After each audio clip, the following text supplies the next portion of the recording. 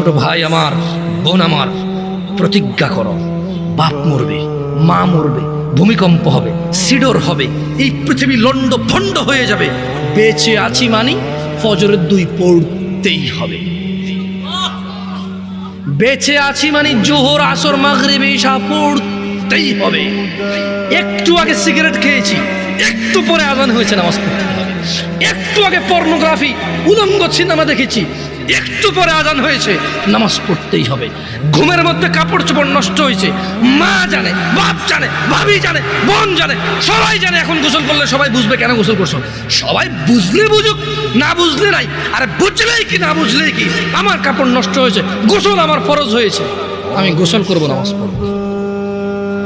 রাতে আমার ঘুম আসে নাই, বন্ধু বান্ধবের পাল্লায় পড়ে সারা রাত বসে বসে উলঙ্গ ছবি দেখেছি, যা অত্যন্ত ঘৃণিত এবং যা আমার জীবনকে তছনছ করে দেবে, যা আমার জীবনের বরকত নষ্ট করে দেবে, যা আমাকে লাঞ্ছিত অপমানিত করবে, এমন অপরাধে লিপ্ত ছিলাম। কারণ এই জানাবে বিচার যে করবে, যে জানার সাথে জড়িত, সে অপদস্থ হবেই হবে।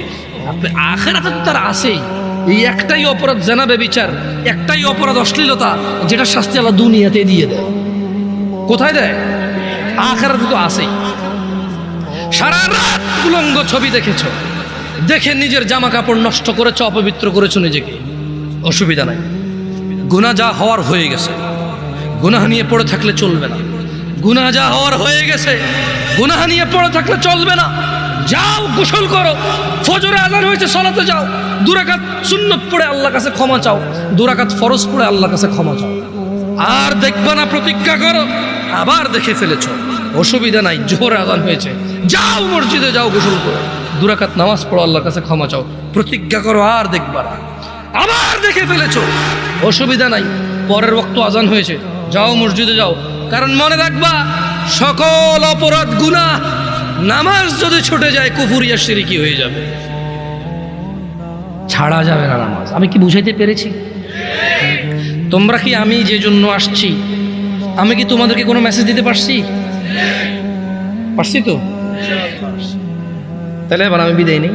জাযাকুমুল্লাহ খায়র ওয়া আহসানাল জাযা। ওয়াসসালামু আলাইকুম ওয়া রাহমাতুল্লাহি ওয়া বারাকাতুহু।